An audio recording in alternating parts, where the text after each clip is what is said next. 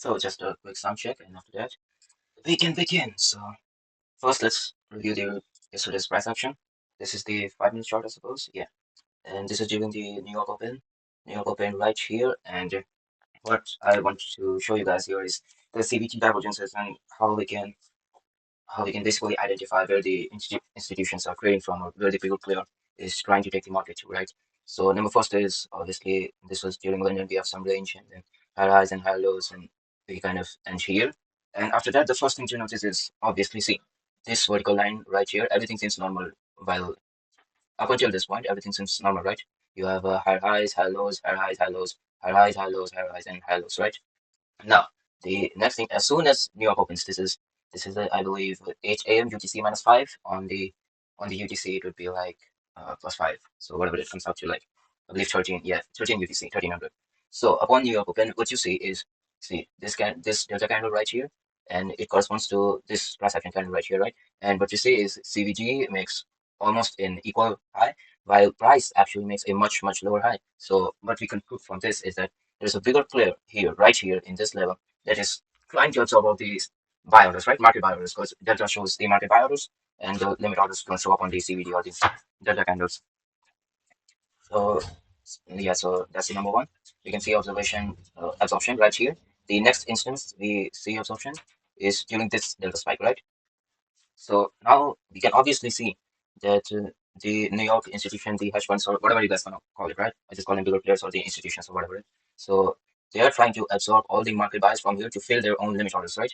So that's the first instance we observe it. This is the second instance we observe that.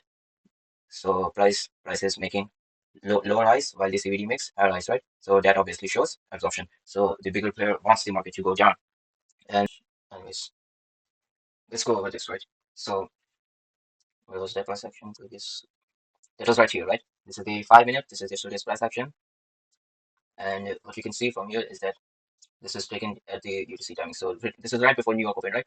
And yeah, one thing I want to tell you guys is that before the usual opens, like if you go into a Forex website, they will tell you that New York opens at 8. Like every session opens at 8 in their local time, right? But what I've observed is that before, especially during, for example, here, this is London opens at 8, right? 8 comes something around here. While you started getting the absorption orders right at the 720 candle. And New York opens at 13 UTC, which is around here, right? But you started getting the absorption candles at the 1225 mark. So roughly before the 30 minutes of the session open, you start getting orders because, whatever, but they just place orders 30 minutes before, right? Because it must be advantageous to them or whatever. So let's kind of dissect this price action right here, or shall we begin from this? So let's begin from the basic CVD divergences and correlating that with price action, right? So number one, we have a higher low on price, again a higher low, but on CVD we make a lower low. So what does that mean? The retail traders, they are trying to market sell the market to bring it down, and they actually sold a lot, quite a lot, right? We can see here because the CVD makes a lower low, we can say that the negative delta was actually pretty high. But what happened on price was you didn't even break this low, right? Now, what does that tell you? That tells you that there's a bigger player sitting here with a very large limit order, trying to get it filled, and he's essentially trying to push the market up, right?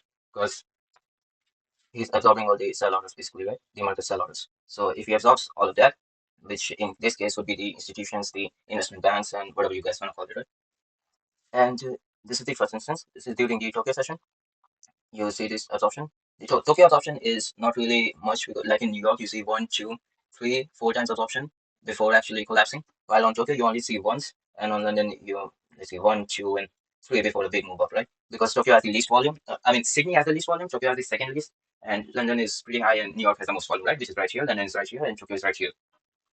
So I guess this is why Tokyo usually runs faster because Tokyo doesn't really trade much. Tokyo doesn't have a lot of positions to fill as much as New York because you can see this is obviously a supply zone and the New York hedge funds are trying to get their orders filled right here.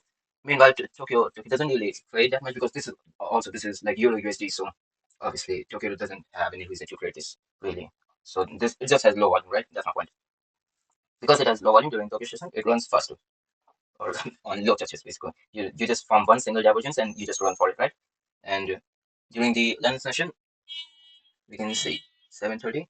This is a pivot low. You can use the indicator fractals for that. Okay, this is a pivotal low, and this is the candle that comes here. This is right. Well, next up you have a higher high. a high low, then a high high, and then a high low. But on CVD, you are actually making what?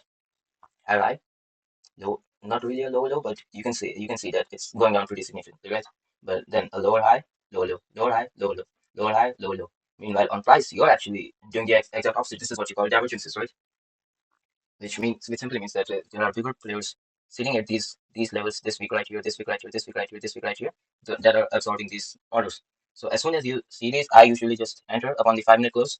Let's say I saw, for example, here, right? Not really here because these weeks are really close, so I wouldn't really enter here. But for example, this one or this one, this one's super clear. So this would be your reference level, and the next step would be this right here, right? You can enter off of these divergences and basically put your stop at your right below your reference level, which in this case was this one. So my stop would be right around here, and then we can basically let it run for at least a 2D1. I think this is a 2D1. This is around 6:1, and this was like 5 point something. That's how you create divergences. And the same thing happened during New York, and this was super super clear. It gave you so much time to get on this final move down. So let's dissect the New York divergences, right?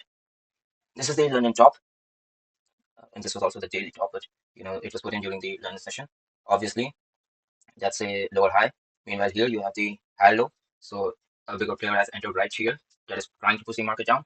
Okay, you go down, go back, and come back up. Okay, second order fridge right here. You can see this again. This time it doesn't break the previous high, and then obviously you come down again, come back up again. Another order fridge, right? Wait a second. And it's right. So yeah, higher high on price and lower high on CVD.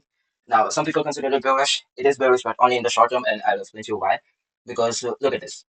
So what does this mean, right? Delta is basically market orders, right? So if on delta you're seeing lower high, which means there are less market buys coming in, but price makes a high, what does that tell you? It is not driven by aggressive buyers. If something is not driven by aggressive buyers, it has tendencies to come down, and it's usually classified as a weak move, right? Which it did come down actually. Right? You can see here, it had a decent pullback right here. And obviously it came right into the CVD divergences upon the bigger order was filled here. And yeah, basically, when everything realizes that, oh, this is actually CVD divergences, everybody starts aggressively buying once again.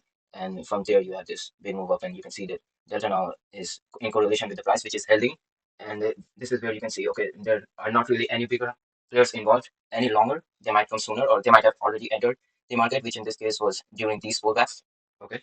And they probably exited here or here, wherever, right?